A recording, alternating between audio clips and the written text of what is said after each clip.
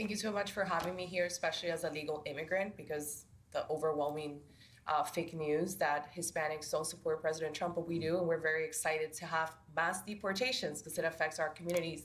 My question is about immigration reform and DACA. During the first Trump administration, we saw that President Trump, like no other president, wanted to make a deal with the Democrats to give a pathway to citizenship to 1.2 million DACA recipients. I don't know. I haven't really heard anything coming out. Is there any policies surrounding that situation, and is there going to be immigration reform? Mm-hmm. Well, first of all, thanks for sharing your story. And the president overwhelmingly won the vote of Hispanic Americans in the previous election and swept counties on the border of Texas that are predominantly Hispanic counties because, to your very point, Hispanic Americans and legal immigrants to this country from all countries are so sick and tired of seeing, we're so sick and tired of seeing the mass invasion of illegal immigrants that was allowed to occur under the previous administration. And it was an issue the president ran on and he delivered on. These mass deportations are underway, and it is currently the position of this administration. We are focused on removing as many illegal alien criminals from our communities as possible. And not only are we doing that for law-abiding American citizens, but also legal immigrants, as you said, who are citizens now and came here the right way, waited their turn, paid their dues. It's a slap in the face to them. And so there's a lot of reforms that need to be made to our legal immigration system. The president has talked about that, but our initial focus right now and our priority is cleaning up the mess that the previous administration left us. And there's more work to do, but a lot of progress has been made thus far. CJ. Yeah, also, thank you so much, Karoline, for having us here. Also on the topic of immigration, not only do I think, the legal immigrant community welcomes what the president's doing, but also the Black community. So I would love to get your reaction to recent comments made by Simone Sanders, who said that people of color would be next in line for deportation under this president. Now, that was a revelation to me and probably many others in the Black community. Being a lifelong American, I'm not really sure where Tom Homan would send me other than my childhood home in Augusta, Georgia. But why do you think this fear-mongering is being directed at the Black community over the issue of immigration? And do you think it's offensive to conflate illegal aliens who are rapists, traffickers, and sexual abusers with law-abiding citizens in the Black community? It's absolutely insane, and it is racist what she is saying. The president intends on deporting illegal alien criminals who broke our nation's laws and are not only impacting communities across the country, but in particular communities of color in our inner cities. You remember the story out of New York City where young minority children were kicked out of their public school to make room for illegal immigrants to sleep on the floor of their cafeteria. That is putting America last. Doesn't matter your race, your religion, or creed. If you are a law-abiding American citizen, President Trump is going to put you first. And shame on Simone Sanders for saying that. She knows better, but she's trying to fear people into dislike this president with lies. But I think the American public are much smarter than she believes that they are, and that's why they reelected President Trump. Oh, go ahead.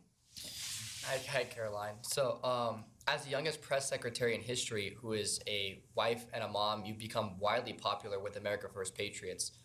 As an 18-year-old, I can say you're definitely an inspiration to Gen Z. What has been the biggest highlight for you in these first 100 historic days? Thank you for asking that and saying that, Bo. I am Gen Z. I think I heard the term zillennial because I'm right on the cusp of millennial and Gen Z. Jack is cringing at that.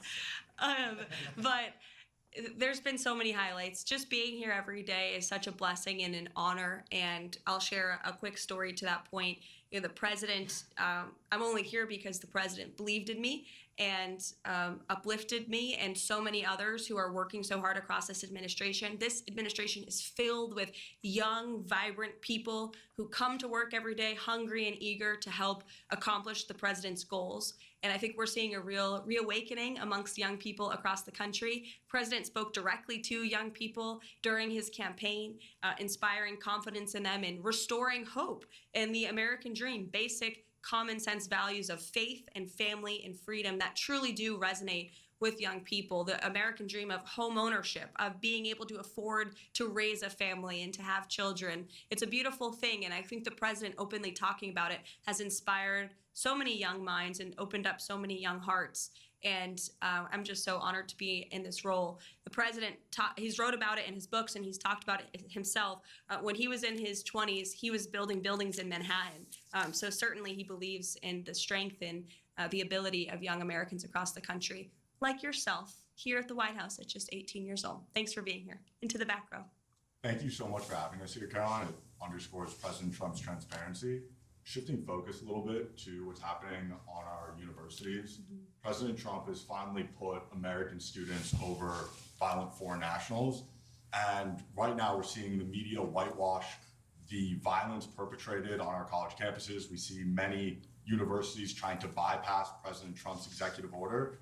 And my question is, how exactly does President Trump will make sure that these universities are being properly held accountable and violent foreign nationals who are taking over campus buildings are sent back home?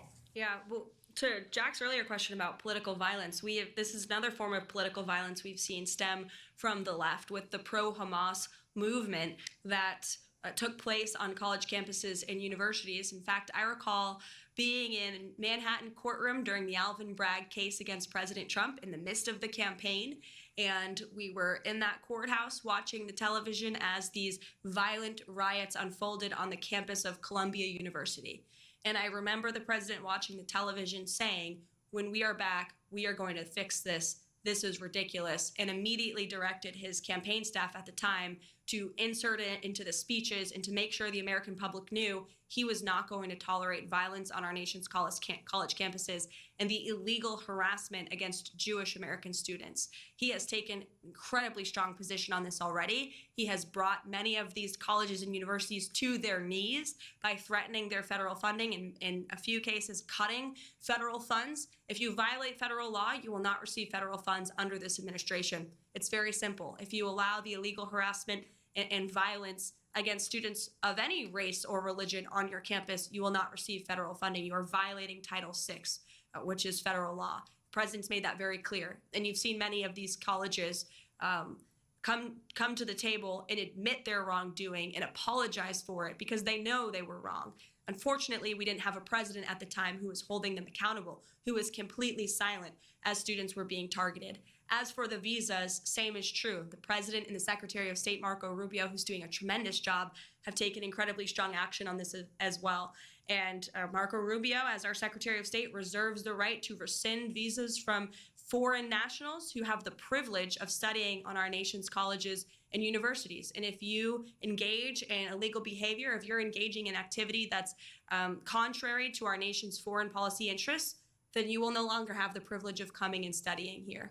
We're going to put American citizens and American students first, and only the best and brightest should be allowed to come to our country and study at our nation's colleges and universities. So again, such a pleasure to see all of you here today. Thank you